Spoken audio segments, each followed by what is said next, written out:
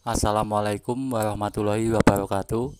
Salam sejahtera, salam damai Nusantara. Apabila kita membicarakan jangka Jayabaya yang dibelokkan menjadi ramalan Jayabaya, seakan-akan kita mau dinarasikan sebagai bangsa peramal dan ahli nujum. Untuk menepis dan membuktikan bahwa leluhur dan bangsa kita bukan peramal, saya akan mencoba membahas hal ini dari sudut pemikiran dan pemahaman saya. Doa saya dengan adanya video ini akan semakin membuka wawasan dan pola pikir kita, sehingga kita menjadi sadar dan cerdas yang dapat diwujudkan dengan selalu bangga menjadi bagian dari Nusantara, serta bangga menjadi bangsa Indonesia. Wujud dengan selamat semuanya. Sebelum memulai pembahasan kita, saya harus menggarisbawahi bahwa kita harus menanamkan keyakinan bahwa bangsa kita dahulu adalah bangsa yang berteknologi maju dengan bukti adanya situs Gunung Padang, Candi Borobudur, Candi Prambanan, Candi Sukuh, maupun yang lainnya yang tentunya tidak bisa saya sebutkan satu persatu. Di sini bisa saya tegaskan bahwa bangsa yang maju adalah bangsa yang menguasai teknologi. Sekarang jadi timbul pertanyaan, kenapa bangsa kita yang dahulu maju teknologinya, tapi kenyataannya kita sekarang tertinggal dalam hal teknologi? Itulah perlunya kita membangun kesadaran sehingga kita tidak terjebak dalam euforia masa lalu, akan tetapi kita harus sadar kitalah penerus kejayaan Nusantara, sehingga dengan hal tersebut menjadikan ketekatan dan kebulatan kita untuk bersatu menciptakan teknologi-teknologi baru buat kemajuan bangsa. Harus kita akui, bangsa kita adalah bangsa yang cerdas dalam menangkap sasmita alam. Tetapi ketika menuangkan dalam konsep belum tentu sampai 50%. Apalagi untuk mewujudkan sasmita itu dalam hal nyata, sehingga kita menjadi tertinggal dalam teknologi.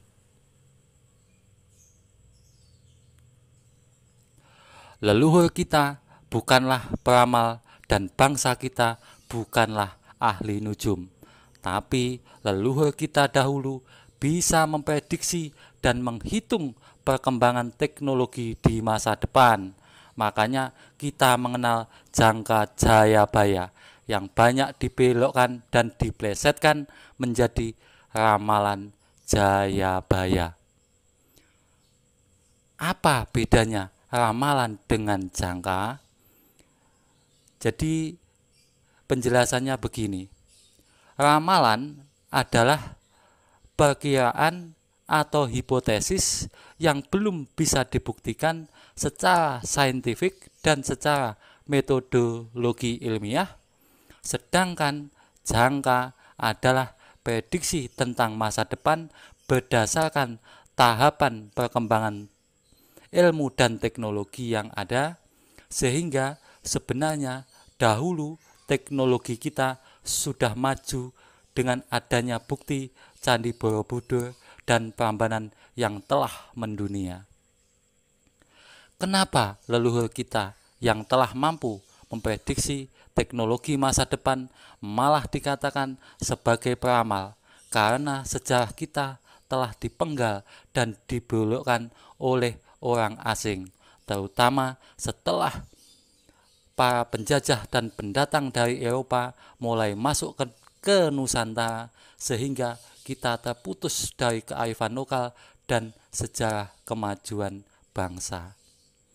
Sebenarnya gampang untuk melacak bukti kemajuan teknologi masa lalu kita. Salah satu contohnya lewat keris dan gamelan. Lewat keris, kalau memang kita mau sadar dan cerdas, di situ menunjukkan kehebatan bangsa kita dalam hal penguasaan teknologi logam, yaitu lewat penempaan besi, karena sejarah peralihan dimulai dari pengenalan manusia terhadap logam, yaitu tembaga, besi, dan kuningan. Lewat gamelan, di situ juga membuktikan kecanggihan kita dalam penguasaan teknologi logam sehingga menghasilkan alat musik yang seirama dan selaras. Sedangkan di belahan bangsa lain sampai saat ini pun belum bisa menciptakan alat musik semurni dan sesempurna seperti gamelan yang diproduksi bangsa kita. Itulah pentingnya kita belajar sejarah. Jangan mau lagi kita ditipu dan dibodohi bangsa asing, dan mulai sekarang kita harus semakin giat dan rajin dalam bekerja maupun belajar sehingga kita bisa menjadi bangsa yang maju dan modern. Kita harus yakin dan mental kita harus kuat karena sejarah sudah membuktikan bahwa kita bangsa yang cerdas dan leluhur kita adalah orang-orang yang pandai dan bijaksana, sehingga berdasarkan DNA dari leluhur kita